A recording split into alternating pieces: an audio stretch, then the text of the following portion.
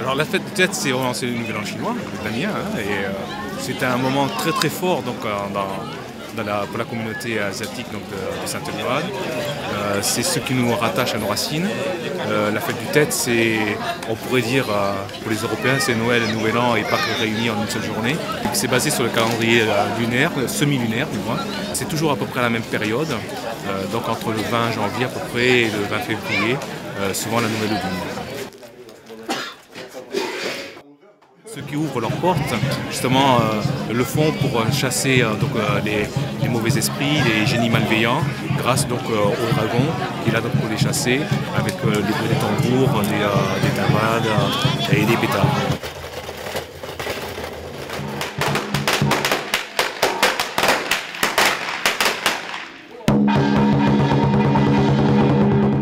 Alors, le dragon, il est là, il représente déjà la puissance, la force, mais sa force doit être canalisée par le maître du dragon qu'on appelle le Homtia. C'est lui qui va canaliser le dragon pour pouvoir chasser tous les mauvais esprits et apporter le bonheur tout le long de cette année.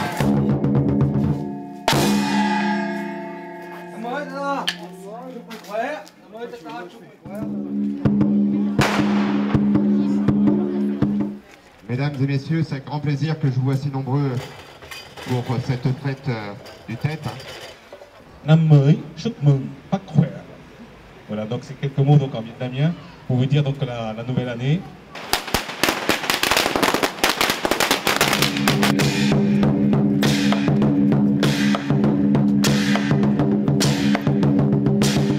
Ces 10-15 dernières années, la fête du Tête était relativement confidentielle et se déroulait surtout au CAFI.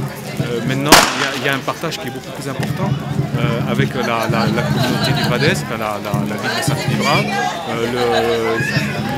Les gens se déplacent beaucoup plus facilement ici au CAFI donc pour profiter donc, de ces festivités et de ces traditions qui sont largement partagées.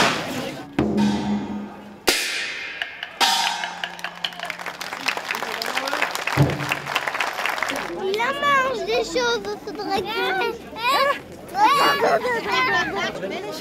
Allez, on avance.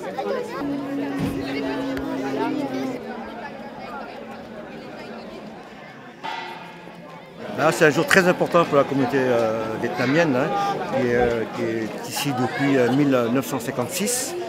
C'est la 61e année qu'on fête ce jour de l'an. Nous faisons le porte-à-porte avec le génie de la Terre, c'est moi, qui dirige le dragon. Comme le dragon est quasiment aveugle, c'est lui qui le guide. Voilà. Le but c'est de calmer les dragons afin de maîtriser les énergies et puis en même temps évacuer tout ce qui est négatif de l'année précédente. On est guidé par le tambour, par l'énergie qui dégage. Il y a toujours une première intro, ensuite il y a une danse, ensuite il y a le moment où on doit le dompter, le dragon, et ensuite il y a la fameuse révérence à la fin.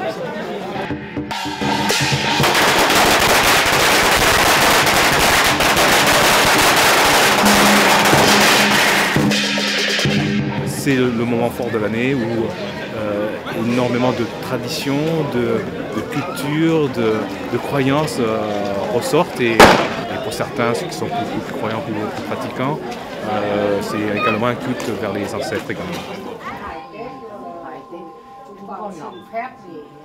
Ma grand-mère et ma mère ont été vraiment, d'ailleurs ici au camp, toutes les mères et toutes les grand-mères et toutes les mères ont été très importantes dans notre façon de perpétuer les traditions, quoi.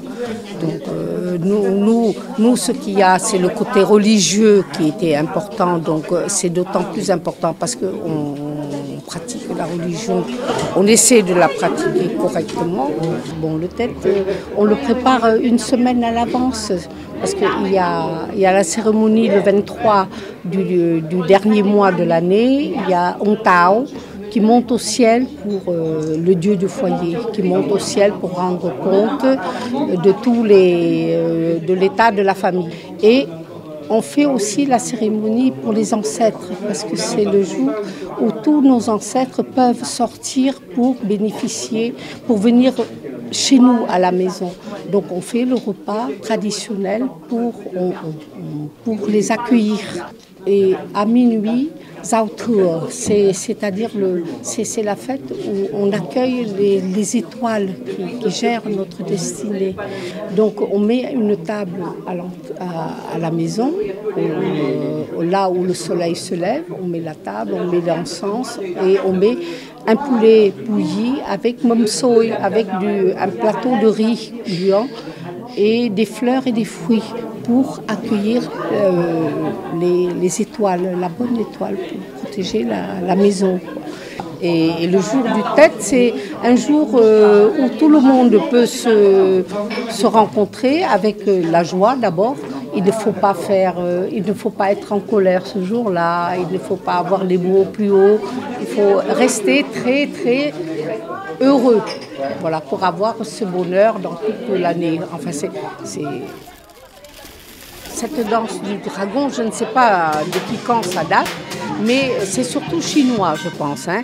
Donc les Chinois, ils veulent chasser tous les mauvais sorts, tous les diables, et donc ils font venir le dragon avec Pétaradan pour pouvoir faire peur au diable, pour qu'on puisse avoir la tranquillité dans le foyer. Voilà.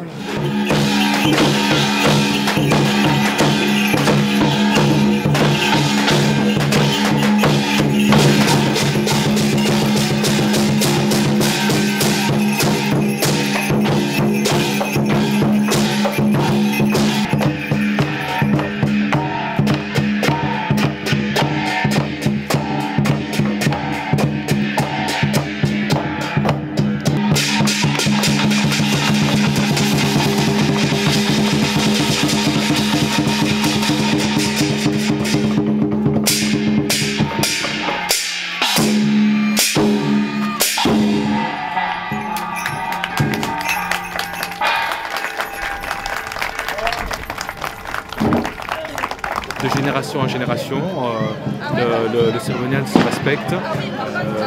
Nous-mêmes, on l'a reçu de nos parents et nous allons le transmettre également à nos enfants.